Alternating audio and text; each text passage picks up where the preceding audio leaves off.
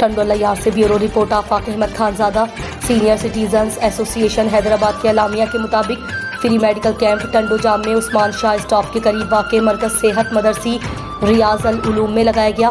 Camp کا آغاز صبح 10 بجے Lala Jafar Khan Pathan DHOHYD district health department officer نے افتتاح کرنے کے بعد دعا کے ساتھ کیا۔ کیمپ میں ڈاکٹر جعفر خان نے قابل تعریف تعاون فراہم کیا، جس میں ماہر امراض نسواں، بچوں، دل، جلد، جنرل فزیشین، ایکس رے اور 3 دیگر ماہر ڈاکٹر موجود تھے، جنہوں نے غریب مریضوں کا معائنہ مفت میں کیا اور ادویات بھی فراہم کی۔ اس کیمپ میں پسماندہ دیہات سے تعلق رکھنے والے بہت سے مریض آئے، جن میں خواتین، بچے اور بوڑھے شامل تھے، جن کے نام رجسٹر میں لکھ کر ان کی بیماریوں کے مطابق متعلقہ ماہرین کو بھیجے گئے۔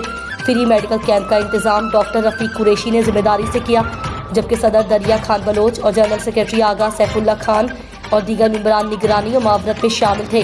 کیمپ میں hepatitis, malaria, calcium, TB test اور ایکس رے کی سہولیات بھی شامل تھیں، جن سے مریضوں نے فائدہ اٹھایا۔